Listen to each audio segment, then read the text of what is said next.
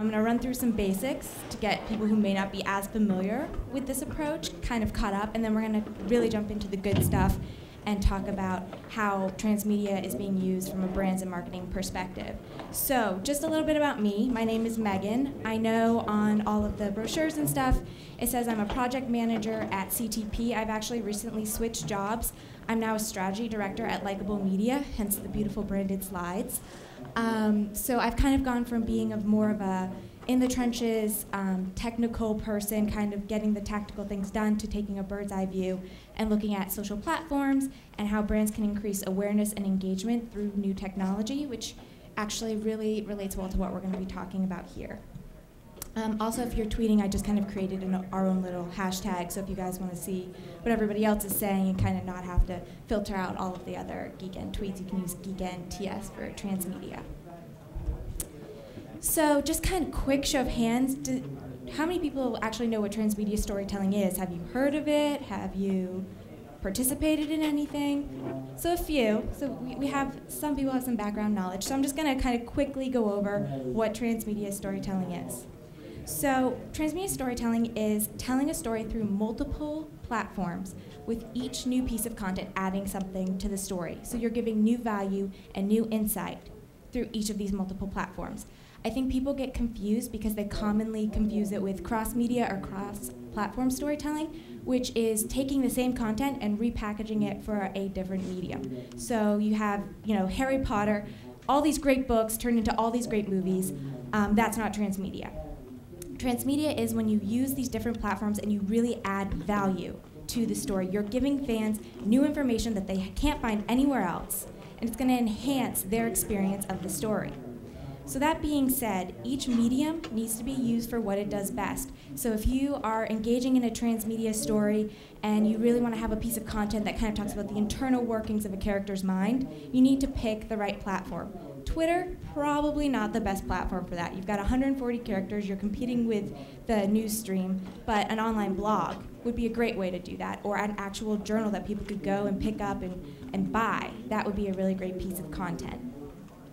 Transmedia storytelling also really plays into this idea of hunting and gathering. That's a consumer expectation. We as consumers, we flow from platform to platform effortlessly. Like, we just do it without even thinking about it. The problem with advertising and storytelling before transmedia is that the content did not flow with us. It was stuck in one medium, and as we moved on, we forgot about it. So transmedia storytelling really plays into that idea that we're in this interconnected world. Let's make this really seamless flow of content where people can continue to engage with it and ultimately share it. That's the goal. So there's typically two models for transmedia. Transmedia started out more as a kind of an entertainment franchise builder. Obviously, the storytelling component lends itself really nice to fictional stories. And there were typically two models. The first is the franchise model, and this is more of a strategic timing release of content. The most popular example for this is The Matrix. So they had their 3 feature films, and in between each feature film, they released this slew of additional media that kind of kept audiences engaging and excited for the next video. So for example, they released a graphic novel and video games, and a lot of times Neo wasn't even the main character in these video games. They introduced new characters, sub-storylines, gave more details and background on the Matrix itself, which helped fans really get pumped for the next video, but it also increased their experience with the videos. So they didn't need necessarily to have this information in order to enjoy any of the films, but because they had it, it increased their experience, and that's something that's really, really important with transmedia, is that it ultimately enhances your experience with a brand. Harry Potter is one of my favorite examples. They did not start out as transmedia. Again, they had the books to the movies. That's not transmedia. But with the release of Pottermore, which I personally don't have access to, but I am super pumped for when it happens, you can learn more details about characters from the books. Maybe that didn't play as large of a role. You get to learn more about the school, more about the sorting hat, getting wands picked. So that's going to be a really exciting and transmedia experience for Harry Potter fans, because I know I am always one of those people who at the end of the movie or the end of the book has questions. And transmedia aims to answer those questions and continue the fan base loyalty. So another transmedia model is Promontu. And that, I think, lends itself nicer to more TV shows, because it's the dissemination of content kind of all at one time. So it's not necessarily as strategic or timed as the franchise model. So for example, How I Met Your Mother, one of my favorite TV shows, they are actually a transmedia experience. And I was participating in this without even realizing at first what I was doing. But for any of you guys who watch the show, Barney, who's kind of this womanizing, scotch-drinking businessman, kind of skeezy but entertaining at the same time, he has his own blog, he has his own Twitter account, he has books that he's published, including The Bro Code. If you wanted to read or participate in that, you could check that out. And then in addition to all of this, there's the weekly TV show. So they're keeping fans engaged in between TV shows, but at the same time, they're pushing out all of this content and letting fans have more information about the characters, the background, something that they already love.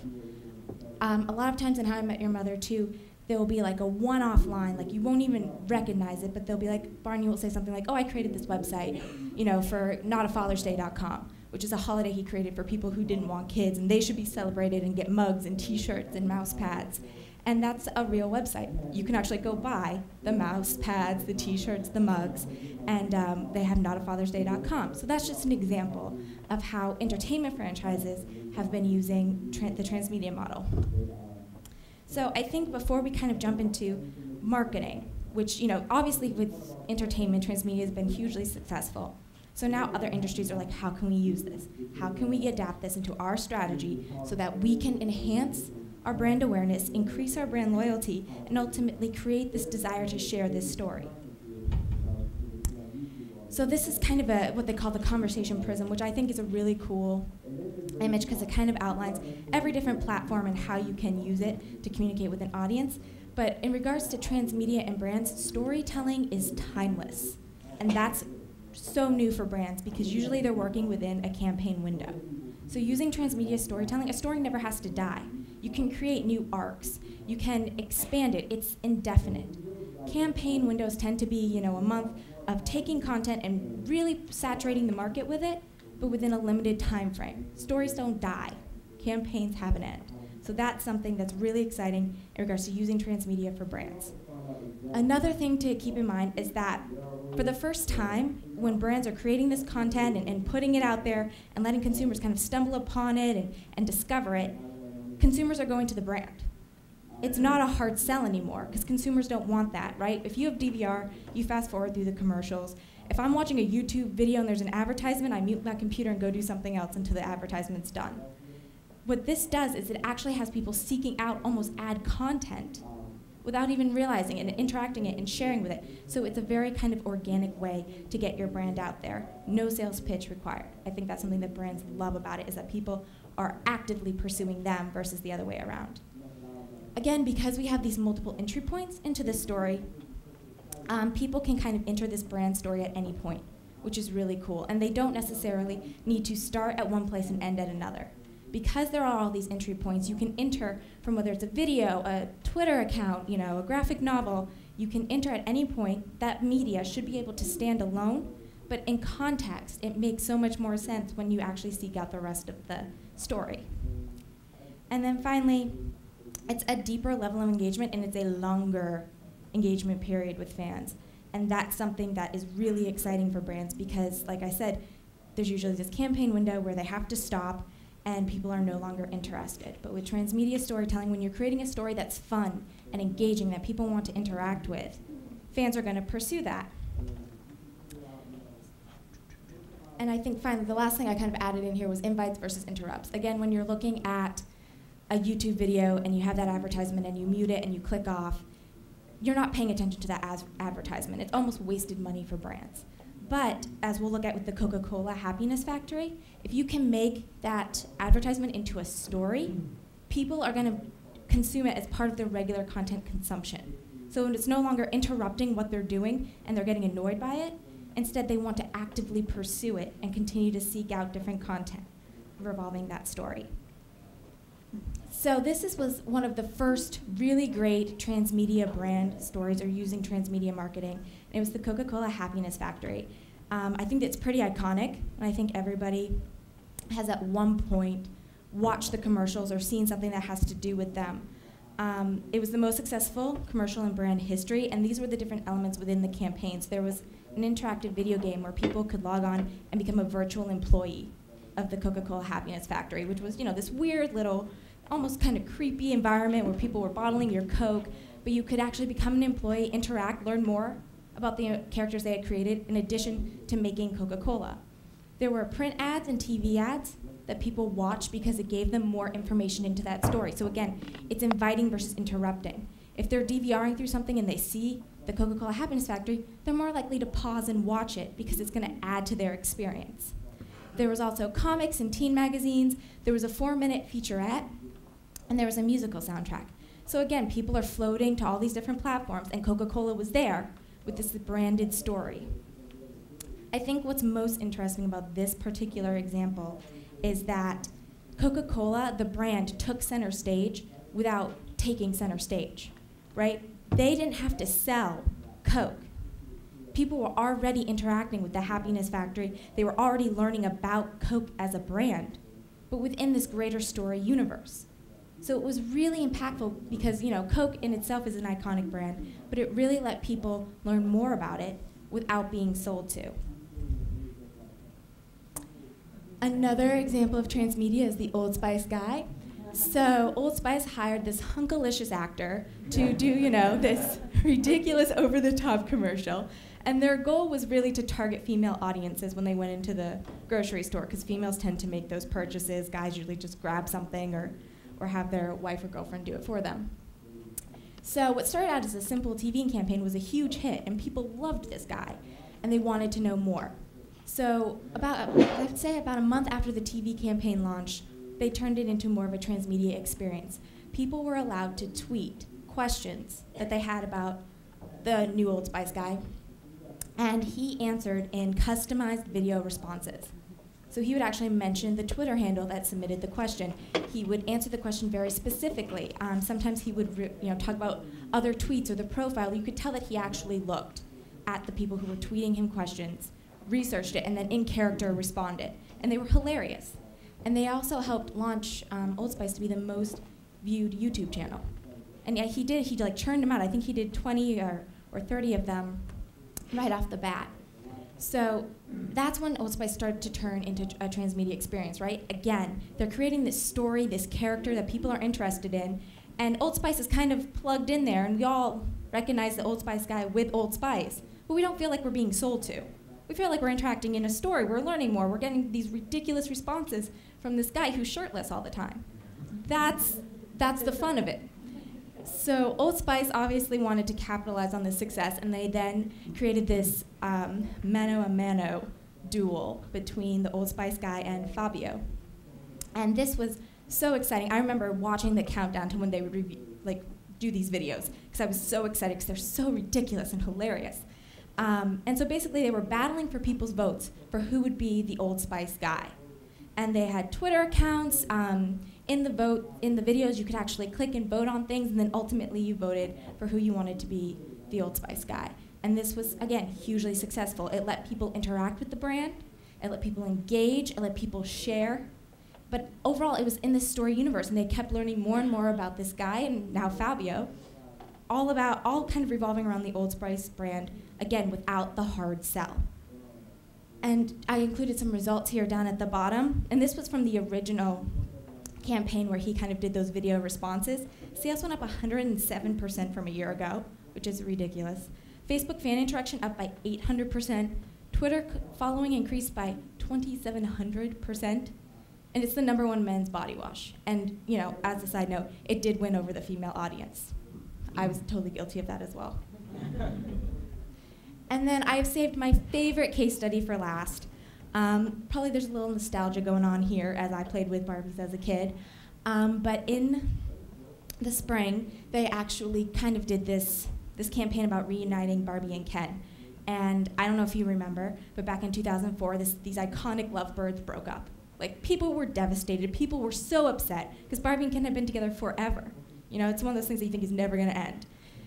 So they break up. Barbie starts dating some Australian dude. Nobody likes him. So 7 years later, they're talking about, all right, well, let's reunite Barbie and Ken. And the way that they do this is they created this really awesome transmedia campaign. And I actually have a video that I'm going to show you because I think it really captures the campaign itself. But they had a microsite, ultimately, where people could go. You could vote via text or you could vote via video whether or not Barbie and Ken should reunite. And then this was supported by a whole bunch of different media. So both dolls had Facebook accounts in which they would talk to each other, they would talk to the community. Barbie would be like, I don't know how I feel about Ken. And then she'd get like 50,000 comments telling her how to feel about Ken. They both had Foursquare accounts, so they would check in and leave messages for each other. And they both had Twitter accounts, which was really cool. In addition to kind of the social media component of it, they also had advertisements. So there were billboards with Ken like holding bouquets saying, Barbie, I want you back. There were ads on the Times Square Jumbotron of him begging for Barbie. I mean, this dude was so desperate throughout this whole thing. And you know, there was a Match.com, I don't know if anybody saw that video, of Ken who logged on to Match.com and found Barbie, like that's who he was matched with, and tried to reach out to her that way. So it was a really, really fun way to get the brand back out there, right? And in addition to all this, they also had kind of launched this new show called Official Ken, which was America's search for the next like great boyfriend, or America's greatest boyfriend. So these attempts kind of supported that, but not really. Again, they weren't selling something, but consumers were kind of stumbling upon this as they were engaging with all this content. So let's go ahead and take a quick look here.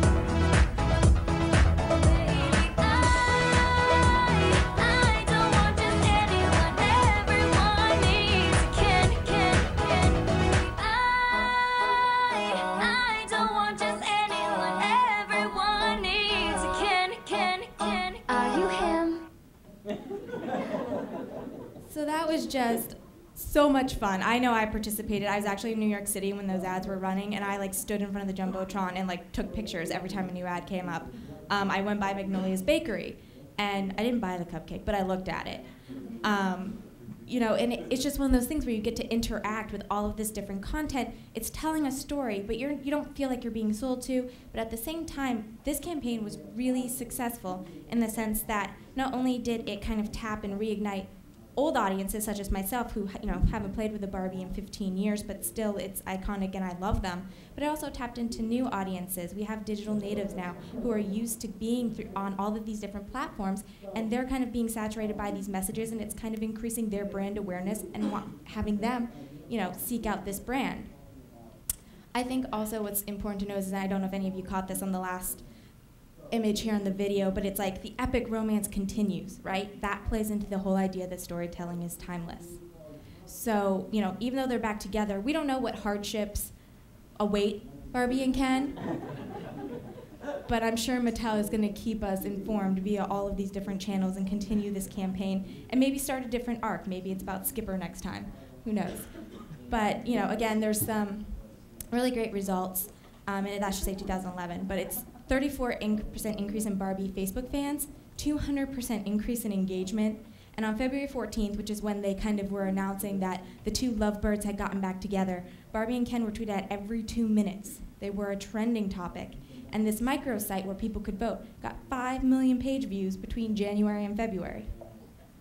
Those are like enormous results, and I think that what makes transmedia marketing so great is, again, you're selling to someone, but really you're having fun, right? You're interacting with this story, you're interacting with these characters, you're learning more about them. I know on the microsite they had kind of a slideshow showing Barbie and Ken's relationship from the very beginning when they went to the Oscars together, them starring in Toy Story 3 together and how that rekindled their flame.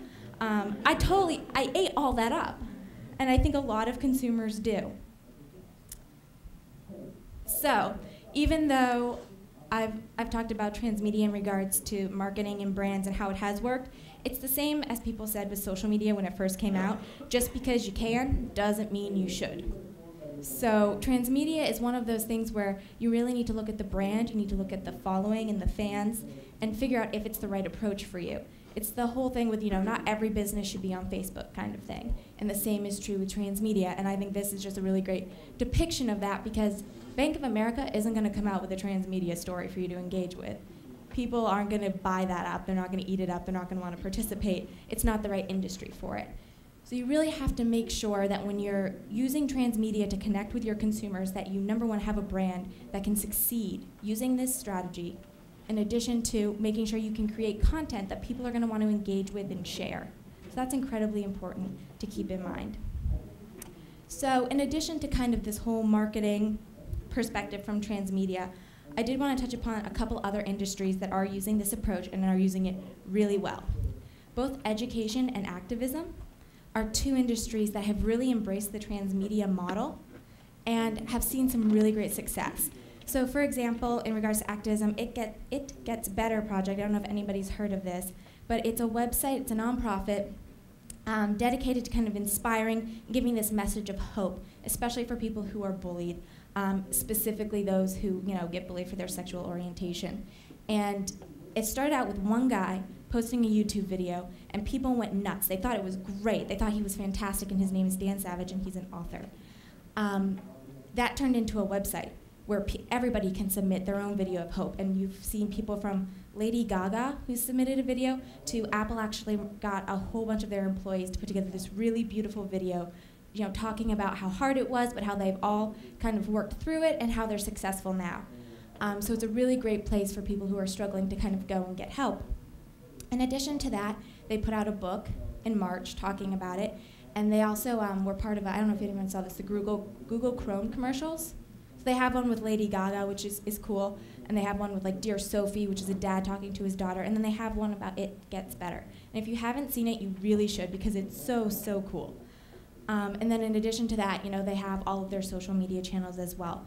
And so how nonprofits are using transmedia is, again, it's providing all of these entry points into a story. It's making a cause into a bigger, overarching story, and it's letting people engage, have feedback, and then also ultimately share the cause with people who matter to them. And then also the Department of Education is really interested in transmedia, which I think is great. They just did a huge grant to look into it to see how transmedia can be used to help children learn. There have been a lot of studies shown that children who engage and interact with their content tend to retain it better and do well in school. So they're very interested, and it makes sense, right? Because we're constantly interacting with media and new technologies, and the generation below us will have never known anything different. It's part of their background.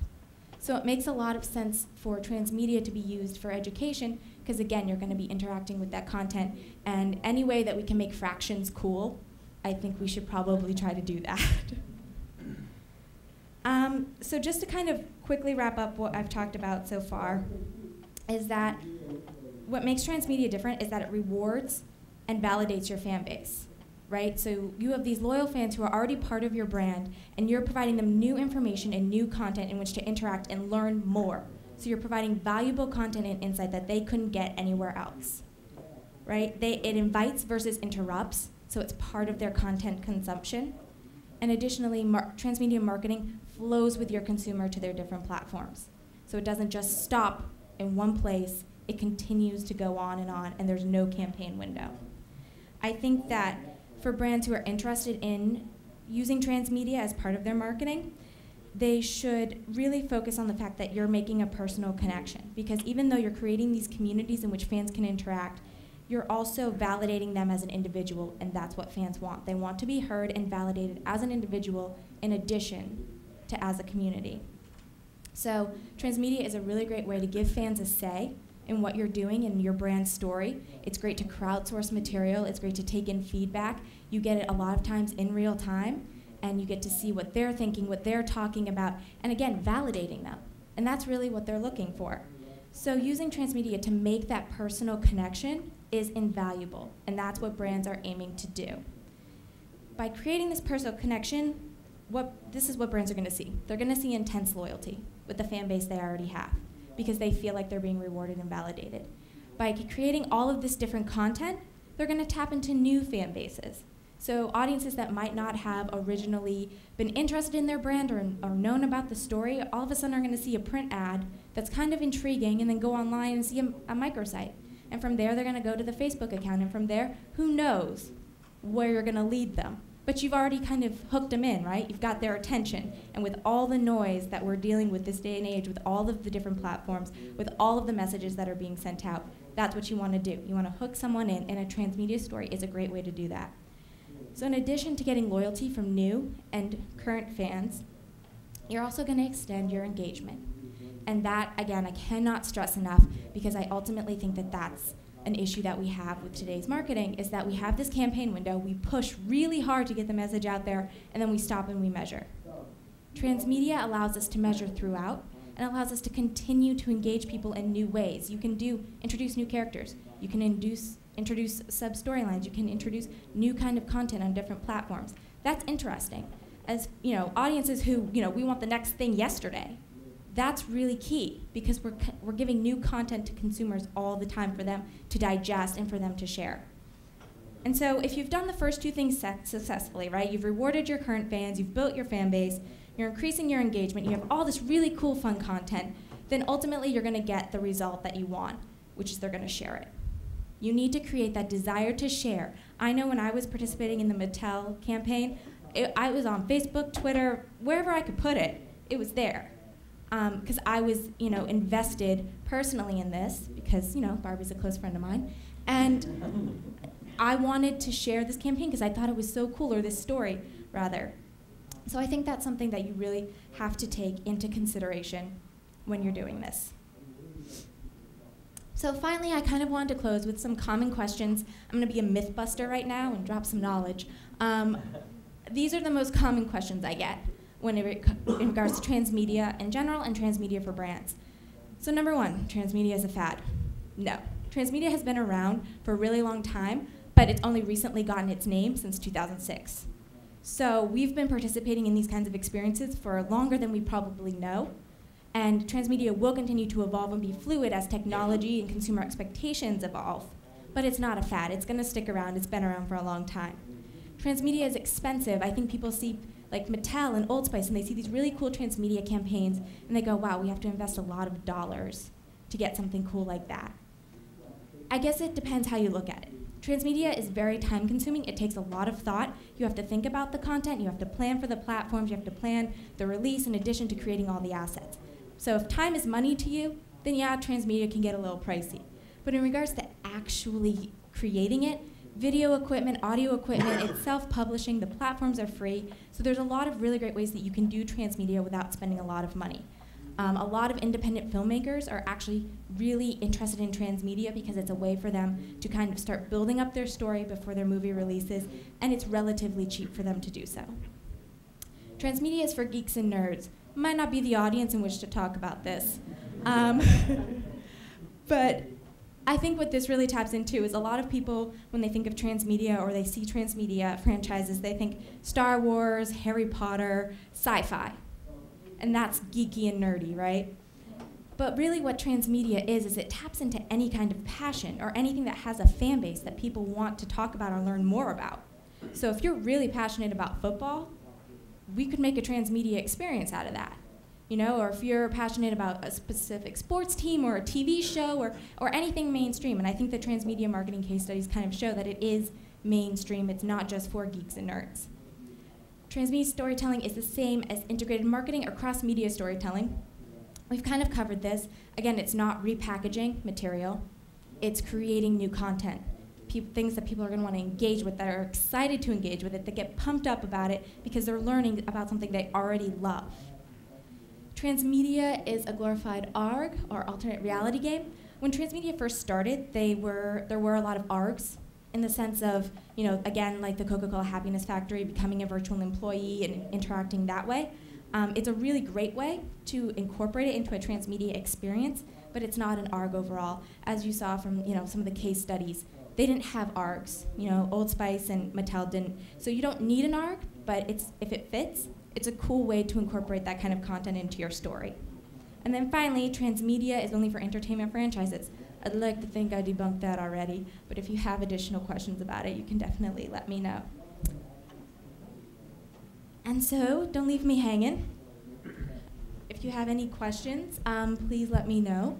And you can also contact me on Twitter. Do we have any questions? Come on, guys. Yeah. Do we know how much the sales in the Barbie and Ken had after they had such the great increase in their social outlets? But do we have an idea of what the sales were for that? Sure. So I think that's always something much like social media that's hard to measure, but we're definitely looking into it. I think that with transmedia storytelling right now, really the objective is to increase the brand awareness and the brand engagement. So if they sell dolls, that's cool, and I'm sure that it was linked to that, but there's been no report of actual increased sales from transmedia storytelling. During that campaign, they were kind of pushing that new reality show, Official Ken. And you can measure transmedia the same way that you measure all the different platforms, because it is a combination, but there was no direct, Barbie and Ken increased sales by 54% for this particular campaign. Old Spice, it was a little easier to measure because they really were just selling one particular product, not so much this whole love saga that was going on. Anyone else? Yeah. Fans do you need to have? How much following do you need to have for this is worth your money? Sure, so that's a really good question, and a lot of people ask that because obviously Mattel, Old Spice, Coca-Cola, they already have this built-in fan base, and I would be lying to say if transmedia didn't work better with people who already have this huge following. That being said, transmedia can be used to help build the following. So in terms of like an average number, I think that really depends on the brand and what they're looking to do. But obviously it does tap into franchises or brands or companies that do have some kind of following already established. It would be difficult to do a transmedia campaign with no fans or followers or audience to begin with. It's not necessarily your first point of contact or how you build your communities, but it's a way, once you have those communities built, to keep them there and keep engaging with your brand. Anyone else? Along that same line, would it help if somebody, a company is just locally, they're not really reaching out, and that they're just a physical location here? Is that something that they would want to use? So they're not doing any kind of like online? They're online, but maybe they're just, their reach is Savannah and surrounding. I think that in order to do a transmedia story, you can definitely do it with local companies. That being said, you really have to find out where your audiences are. Like if you only have a website, but your target audience is on Facebook and social media or does consume a lot of online content, that's something to take into consideration when you're building it. You definitely can do smaller scale transmedia experiences. They usually say you need between 3 to 5 different platforms in order for it to be considered transmedia. So just kind of keeping that in mind as you're building it. But I think as long as you have good content and you have a good strategy in which to drive your current fans to that content, engage with it, and share, you can pretty much do it on a local, regional, or national level. Again, it takes a lot of time and planning to put something like that into place. Any other questions? We have about 10 minutes. Yeah? You said that transmedia wasn't for everyone. Like, for example, it might not be the best meme for Bank of America, so on and so forth. But do you think that there's a way that it can be adapted or customized for institutions like that? Because, for example, Old Spice, it didn't start out being the company that it is now because of this type of marketing. So, you know, this type of marketing transformed Old Spice and opinions and perceptions. There are a lot of other companies that would also like to do that. Bank of America might be one at this point in time. So do you see where it can be adapted for larger enterprises like that? I think it definitely can. I think it's one of those things where, especially banking is hard, right? Because it's such a touchy subject and it's such a sensitive subject. You have people who love their banks and people who hate their banks, and Bank of America does not tend to be in the love of banks category a whole lot. That being said, there's definitely, they could incorporate different transmedia elements into their marketing and see how that goes. I wouldn't recommend kind of creating an overarching transmedia experience without kind of testing the waters first. And I think that's going to be big for industries like that who, you know, are interested in the concept, and it could be really fun, and Bank of America, you know, could come up with a great concept, but they really need to make sure that they have their that fan base there, especially because there are so many haters on Bank of America. So I think it's really looking at your fan base again and making sure it's there and that it's growing, and then figuring out where your consumers are, first of all, and then developing content that they're going to respond to and interact with. And who knows, Bank of America could use it and it could make us all love them. Right. It could happen. Because I would never buy Old Spice before, but now I like. Yeah. Well, I mean, he's hunky. So, yeah. Do you have examples of transmedia marketing being used for service-based companies rather than the two examples you showed, Barbie and Ken and Old Spice, were actual products? Mm-hmm. Would this be somehow, or do you know how it's been used in service-based? I think that's, again, that kind of goes back to the idea of banking. I think that right now, transmedia, because it's so new, even though it's been around, it's really been pushed into the spotlight starting in 2011, that the brands that have started to embrace it are those that can create a story. That being said, I think any brand could probably create a story and sell their product. But again, it's a soft sell. It's a subtle sell. It's really about creating a community to talk about your product and to talk about your story. And if it then links to, you know, a service-based kind of thing where it's like, oh, you know, great story, love this service, want to, you know, be a part of it, that can eventually link to it. But I think with transmedia, you cannot expect immediate results in that way. You have to kind of let the story unfold and get people engaged, and then service-based wise, see if they'd be interested. Yeah.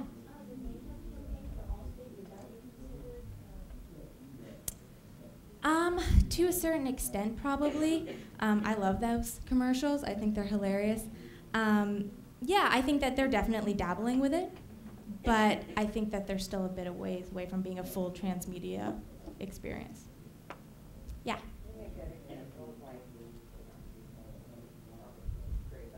With Progressive recently selling the Halloween costume for Flow on Amazon, really kind of getting a following on that. Crossmedia, watching the video and back there saying, dress like her, and here's her official badge, and this is the MAC lipstick color that she wears. Yeah. So that I think would be a good service case. Yeah, that could definitely be one, and I think, again, it's because they created a character and a story that people are interested in. And ultimately, you know, they are selling the product of Progressive. That's how you could look at it. Yeah. Is there any danger of, if you're creating a storyline, that actually the story starts to supersede the importance of, like, the product itself? Like, for example, with your, you know, with the Barbie and Ken thing, I mean, did you buy a Barbie or Ken? Or, you know, like, I like those Old Spice commercials too, but to be honest with you, I'm never going to buy Old Spice. I mean, I smell Old Spice, it doesn't smell good. So, is there a danger of that, like, creating a story that's more better than the product, and you're like, sort of like, oh, this is a great story, and then you have the product, and you're like, well, actually, the product isn't very great, so, almost. Well, I think that all depends, right? You don't like Old Spice, but there's a lot of people who do. I think that definitely there's an issue of you can run into where the story kind of overtakes the brand, but not if it's done well, in the sense that you're keeping the brand the center stage without realizing that you are. I think Coca-Cola is a really good example of that because they continue to push that product without pushing it.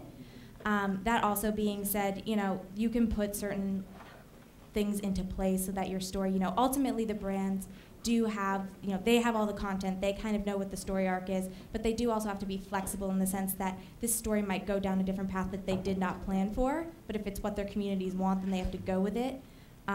Ultimately, transmedia, like it isn't for every brand, it isn't for everyone, and if you're not someone who is going to be into Old Spice normally, you might not be one of their target audiences. Those campaigns were really to reward their current fans, and again, target new fans, but only fans that really, are gonna buy into the story, and that's a big thing. You have to buy in to the story and really want to engage with it, and then it will kind of lead you into sales. Yeah? Does creating a story open you up to more criticism along the line, especially, like, I'm thinking, like, BP is, they ended up getting, after their horrible incidents, they ended up getting attacked through a lot of the transmedia ways that they were trying to capture an audience. Yeah, it's definitely a risk, but it's a risk with social media in general or with any kind of new technology. It's something you take on, and the fact of the matter is that people are going to be talking about you anyways. So at least if you're in the space and you're kind of crafting this message and you're crafting this experience, I think that you can help turn opinions around versus not being in the space or not taking the risk, because people are going to talk anyways, especially with something like the BP oil spill. People are going to be all over them whether or not they're responding. So you might as well get in there and kind of do the damage control that you can. Or like Dove is another example where they did those, those awesome commercials where they were showing the transformation from the actual person to the billboard. Yeah? Yeah, but, then they got criticized because the larger organization was not under the same ethical boundaries as Dove. Yeah, I mean, that's a risk you take with any story, any campaign, being online in general. Like, haters are going to hate. You're always going to have someone who's not happy. You're not going to be able to make everyone happy. Like I said, at least being in the space or having these stories gets the brand out there. There were some people who thought that campaign was great or that story was great because it showed real women kind of thing. So you're always going to have those two warring sides. You're never going to make everyone happy and have this beautiful, great campaign that everybody loved with no kind of feedback. Yeah? Just on a similar topic, that one of the benefits we found is that our customers will actually defend us when those haters want to hate. They'll get engaged for us. We don't even have to respond a lot of times because they'll come back saying, you're wrong, there's this information here that disproves it. So it actually, although you take a risk at it, you're also involving your customers who are loyal and who are supportive of you to help you. So it's not just a backroom hate conversation. It brings out the people who also help and can support whatever you're saying. Right. It really allows for kind of these unofficial brand ambassadors to kind of step in and defend your brand and talk about the benefits and the pluses of it. So, like, when there are people who are going to trash things, and there always will be those people, not only can the brand respond, but then they kind of have these unofficial brand ambassadors through their community who's going to help kind of defend them and explain things maybe in a different light. Yeah? I was just wondering if you know anything about the demographics of the fans that are engaged. Because, like, as a full-time working mom, I don't have time, Yep. My daughter's only It's definitely for a younger audience per se. My parents are pretty tech savvy. They got their iPads and their iPhones and they're on them all the time. That being said, they're not going to necessarily invest a lot of time. Really what it is it's targeting younger consumers who are going to grow up to kind of, be parents, be moms, be dads, be working professionals, and they're already kind of used to this kind of marketing. It is something that I think people who are digital natives who have grown up with this technology their whole lives are something that they're more likely going to respond to. That being said, if you happen to stumble upon something really cool, there's no reason why an older demographic wouldn't continue to seek out content. Yeah? I'm a middle school teacher in a school with over 1,000 students. One of our biggest problems has always been creating a sense of community between all the different grade levels with so many children involved. And the presentation is making me think that I could create a transmedia story based on our mascot who is willing to allow that. And get the students to, follow his Facebook account, and he could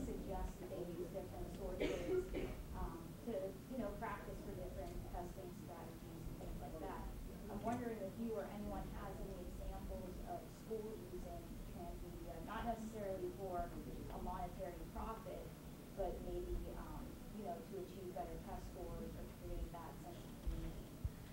I don't have any off the top of my head. I know that there's a lot of textbooks and educational publishers who are taking this approach with the materials that they use to help kind of teach and get kids engaged with that. I would recommend looking up Laura Fleming.